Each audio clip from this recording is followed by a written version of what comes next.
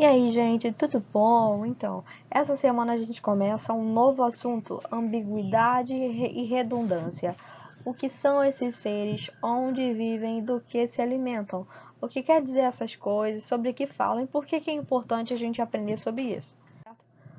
Primeiro de tudo, o que é a ambiguidade? A ambiguidade é o duplo sentido, certo? Na linguística, a ambiguidade ocorre quando um trecho, uma sentença ou uma expressão linguística apresentam mais de um entendimento possível, gerando problemas de interpretação no enunciado e dificuldades de comunicação. A ambiguidade é um problema muito comum e presente em diversas construções textuais e orais, estando muitas vezes relacionada à escolha das palavras. Trouxe aqui para vocês dois exemplos do lado. Andréia pediu a Fabiano que pegasse sua mochila na sala. O problema dessa frase, a ambiguidade, o duplo sentido dessa frase é esse sua aqui. Porque a gente não sabe se é a sua mochila de Andréia ou é sua de Fabiano. Andréia pediu a Fabiano que pegasse sua mochila na sala. Mas a mochila é de quem? É da Andréia ou é do Fabiano? Então, a frase simplesmente, pura e simplesmente, só lendo a frase a gente não consegue saber, certo? Isso é um problema de ambiguidade e que não deveria e não deve aparecer na redação de vocês, em qualquer tipo de texto, em qualquer tipo de redação. Se você quer se fazer entendível, a ambiguidade não é o melhor caminho para isso, certo? A mãe avisou a filha que estava terminando o serviço. Quem estava terminando o serviço é a mãe ou é a filha, né? A mãe que estava terminando o serviço ou a mãe avisou a filha e a filha que estava terminando o serviço. Então, esse que e esse sua, essa conjunção e esse pronome causaram ambiguidade nessas duas frases, certo? Então, para consertar a primeira frase da mochila, do Fabiano ou da Andréia, a gente vai ter que mudar a construção dela.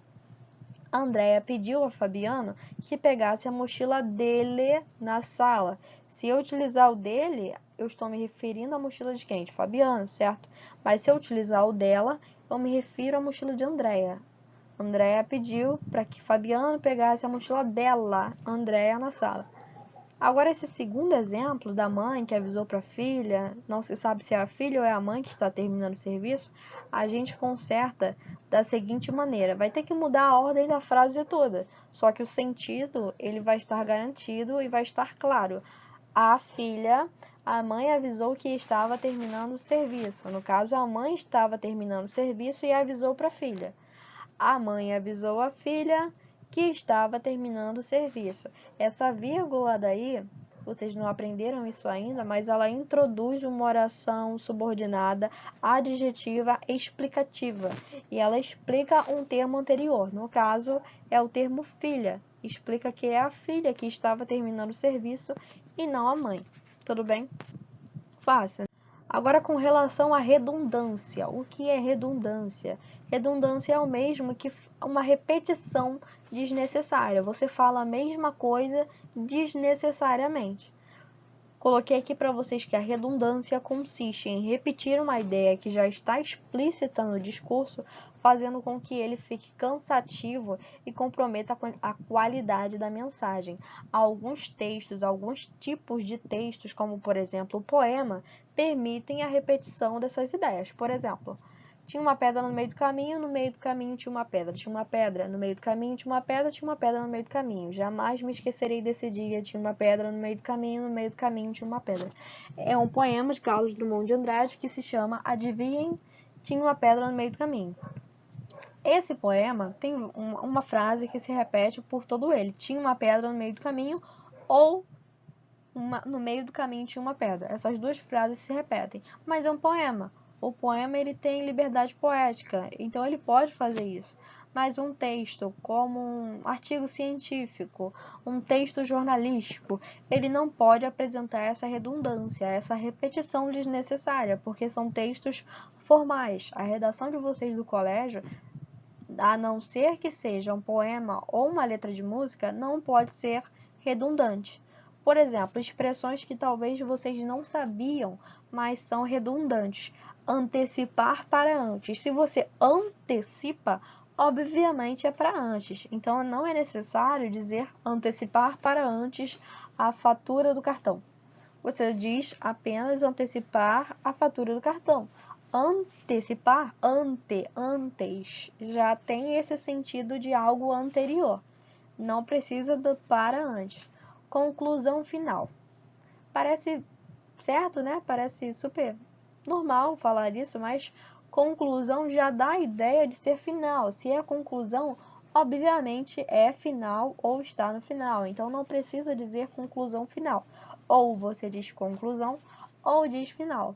Conviver junto. A ideia de conviver já diz respeito a viver junto.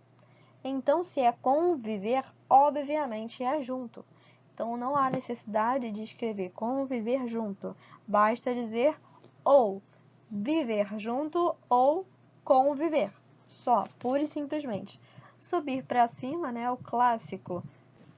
Que quando alguém fala isso perto de vocês, nossa, fulano, eu vou subir para cima. Não, vai subir para baixo, né? Não tem como você subir para outra direção que não seja para cima, né?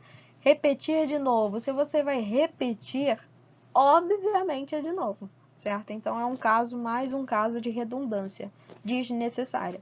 Surpresa inesperada. Se há uma surpresa, se eu me surpreendi com algo, essa surpresa é inesperada. Toda surpresa é inesperada. Só se for uma surpresa combinada. Poxa, descobri que vão fazer uma festa surpresa para mim. Então eu vou fingir surpresa. Então é uma surpresa esperada, né? Mas nesse caso, se é uma surpresa de verdade, ela é ao mesmo tempo e sempre inesperada. Então eu não posso falar numa mesma frase, um do lado do outro, surpresa inesperada, porque torna-se redundante. Certo? Espero que tenha entendido até agora, certo?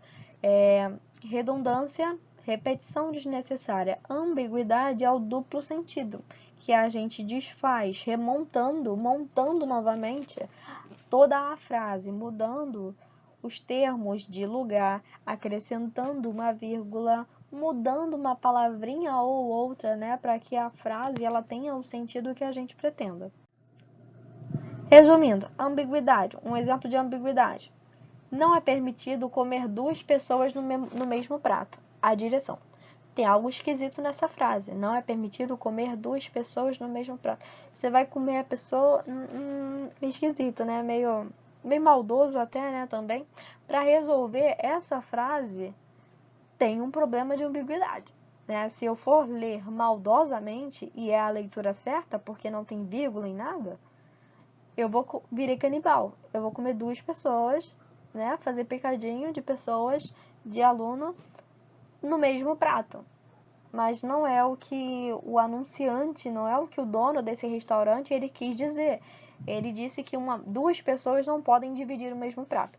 Então, para cancelar, para desfazer essa ambiguidade, é preciso colocar uma vírgula depois de pessoas, para separar o adjunto adverbial de lugar do restante da frase. No caso, o adjunto adverbial é no mesmo lugar, né? No mesmo prato, no caso. Tudo bem. Agora a gente tem redundância. Exemplos de redundância. A professora dando aula. Subir para cima. Aí o garoto falou, né? É um exemplo que a gente viu no slide anterior, inclusive. Aí o outro diz, político corrupto, né?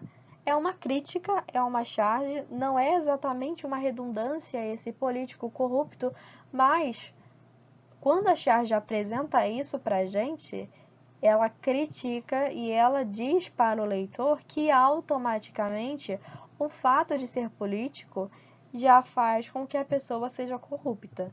Vide governadores do Rio de Janeiro, né? 5 já, indo para a cadeia, para o cilindró.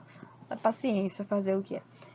Essa situação do Rio exemplifica muito bem essa charge, essa crítica, porque parece que simplesmente o fato de você virar político carrega com essa noção, com essa ideia, a atitude de ser corrupto. Mas, via de regra, não é uma redundância, tá, gente?